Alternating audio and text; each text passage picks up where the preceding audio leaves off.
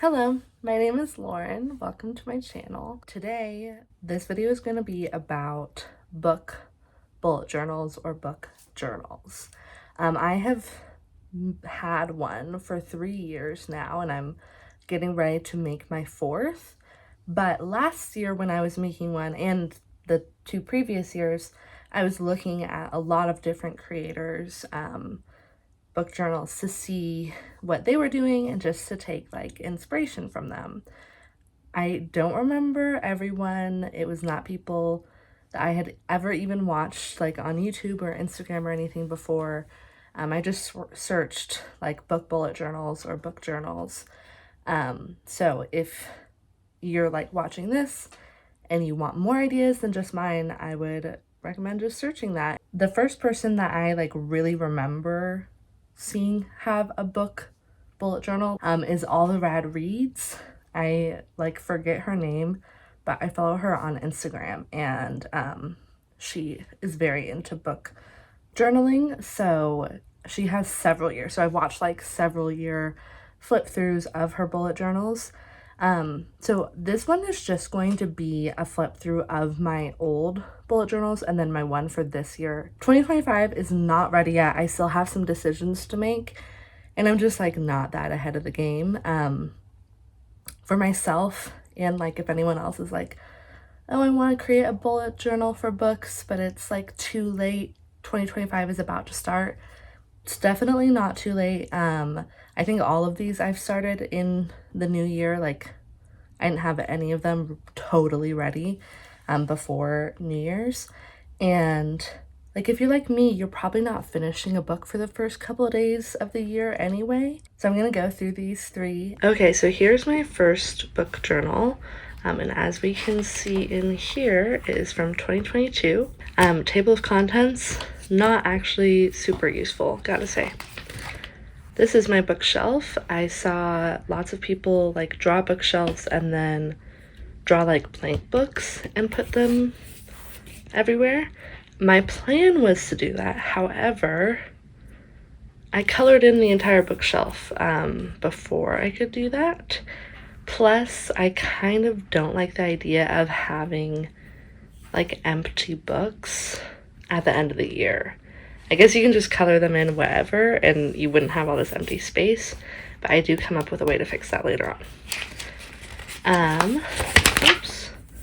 Then I have my yearly goal, and this line denoted when I went past it, so I read 69 books in 2022, which was nice.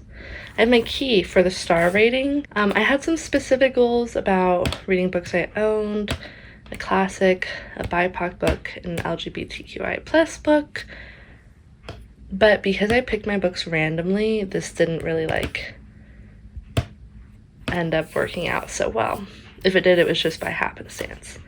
Here's my habit tracker for reading and writing. So the reading is the dark blue and the writing is the light blue. I did this habit tracker in here, and then I did a separate habit tracker the next year, and then I did none this year. Okay, book of the year. I just create a bracket system. This is not everyone's favorite way of finding like their favorite book of the year. It does give you your favorite book of the year, but people debate whether it is accurate for these brackets because maybe you liked like this book better than this book, but you liked this book better than this book, you know. Anyway, my favorite book of the year for 2022 was Homegoing by YANAtheartist. Then I have a genre tracker. Every book I read that was a genre, I would like color in based off of the rating. Okay, monthly total. So this is just like a bar graph of how many books I read that month. The most in July. Alphabet challenge. I do not actually do this in like the challenge way where I try and read a book for every letter of the alphabet. I just do the books I'm reading. I fill this in as I go through. So it's just more of like a, oh, did I happen to read every letter of the alphabet? No.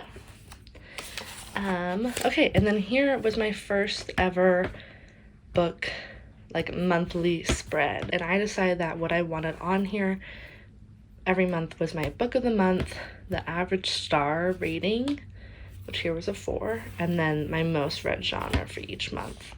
And then I'd go in and I'd put in my actual entries for the month, which this has stayed consistent for these 3 years how I do this, but I think this year I'm going to change it. Then next was February, and this is when I discovered stickers and scrapbooking. I had all of this stuff, like this, like the white outline stickers was a new purchase. Everything else I already had and just had like never had a purpose for, so I was very happy to start using it in this way. So here's February. I did go a little sticker happy. I regret doing this, but that's okay. Here's March, and this year I did color themes. So January was like blue and silver and gold. February was pink and red. March was green. April is blue because April showers. So here is blue. April showers, bring, May flowers. May was floral. I loved that one. June was rainbow, because pride. Duh. July was like blue and yellow because of the beach. Sunset colors, so red, orange, yellow. I love this one. And September is purple. Oops. You know, purple's a fall color. We learned that from Scooby-Doo. And then October, come on, Halloween, black and orange. This one is so cute. And then we have November was brown, and December was red and green. I really like this spread. Like, I kind of like that it's like the darker, more muted red and greens. The only reason I use this journal still now, other than to like look back through things, is in the back I put bibliographies of different authors. So I guess, let me see. Gail Carson Levine, Roe Ella Enchanted, Louisa May Alcott, same thing. Maya Angelou, Ta-Nehisi Coates, same deal. More Maya Angelou plays. Here we are, Lucy Maud Montgomery, Toni Morrison, Julia Quinn, and then, yeah, there's just Julia Quinn. Continue. Okay, next book. I switched to a sketchbook. That previous one had, like, the dot print on the pages. This is a plain sketchbook. It's much larger, so it's, like, twice the size. And why I decided to do that was basically that I was enjoying the scrapbooking aspect so much that I wanted more room. Now, of course, like most scrapbooking, I mean, to me it includes like photographs, but it doesn't have to, and this is proof. Okay, so here we have, ignore this sticky note. So cover page again. I never ended up coloring this in because I was worried it was going to ruin it, but I like how it is black and white, so I just drew all these patterns. Okay, so again, I did the table of contents, but you can see by the fact that I never even finished filling this in, this is the last year there are table of contents.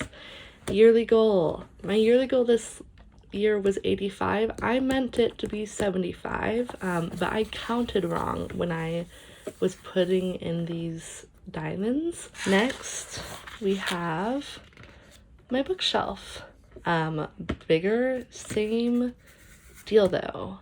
And I do love drawing like all these little things like that. Those are on my bookshelf as well as books, because on my real bookshelf I have things other than books on there. Book of the year, same deal. This is just works best for me personally. Book of the year was The Alienist. I literally could not have told you that. I did not remember that, but I did really love this book actually. Genre tracker, I tried it a little bit differently this year. Well, actually it's pretty much the same. Okay, here's this. I think this is ugly. So I did not like it how this turned out, and I had thought the previous year was like okay, so it does change the next year. Alphabet challenge yet again, except this time they're highlighted based off of what rating they got. Here are the list of 5 stars, except I think these are like high 4s because I don't really give out 5 stars. I have a hard time rating things. It's a whole thing. Okay, year in review.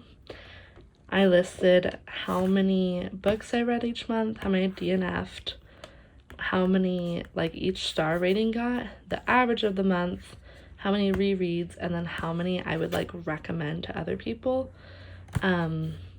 This is like good information, I suppose. I do not like the layout, but it is what it is. Okay, and then that's it for like my stats at the front end, pretty light. And then we just go into my spreads. So I started doing this year is I started tracking which book I was reading on each day. So that's what all these little highlights are for.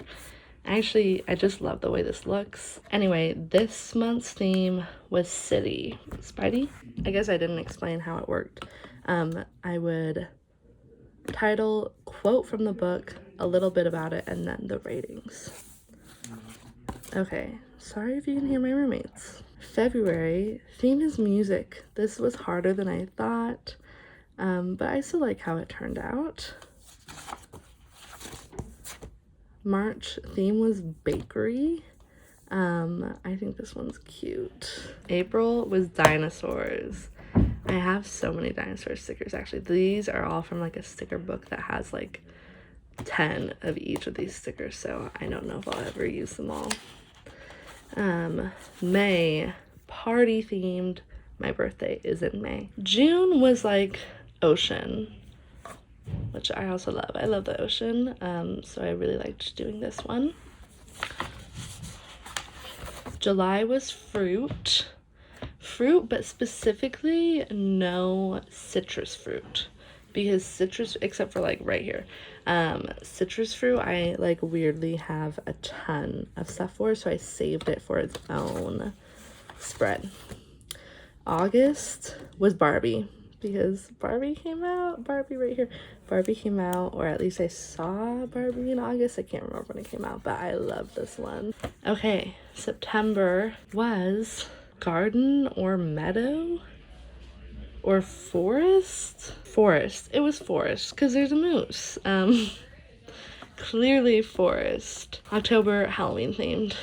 October will never not be Halloween themed because I love Halloween and Halloween decorations. So look, he's wearing a hat. Sorry, I love.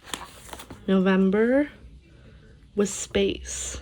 Okay, so I used tons of Grogu ones. Look how little he is here. And finally in December it was books. Pretty straightforward.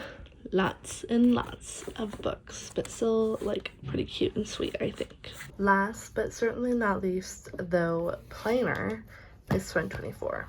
So here is the cover page. This is from, like, I stenciled this from online.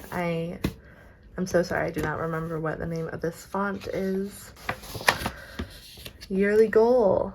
This one I use stickers like throughout since I'm not really like decorating each page, and I did enjoy that.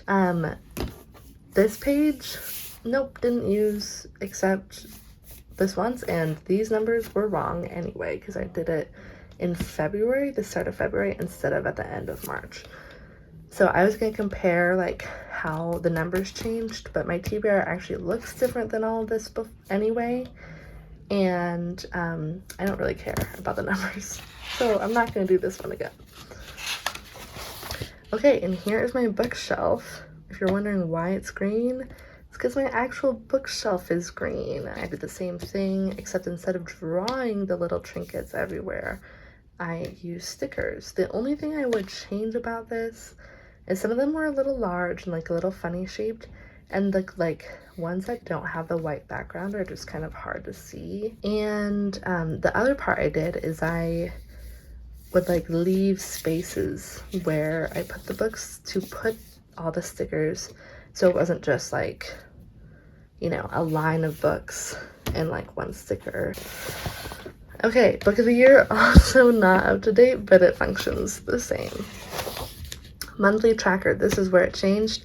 Instead of just putting those big blocks, I actually put the titles and then again highlighted them in the rating. Series tracker, I added one of these because I read a lot of series. Yes, this does not say cracker, it's tracker. A to Z challenge, that's how C is in this font. Self-explanatory. Genres, this time I created these little shapes. They look like fire department badges to me, but the little circle is the color of the rating, and then each little diamond off of that is based off the genre. It's like not that legible for actually telling which genre has the highest rating, but it looks cute. So there's that. It's colorful. 5 stars.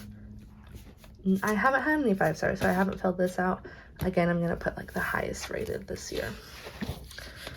World books. Here are the countries I've read from so far. Not a ton. Oh my gosh, this is a typo, except I was writing. This is supposed to say Meiji. Anyway, mostly I'm reading from the US and Canada. But I will probably keep this page and just keep updating this page instead of copying it over to my new journal.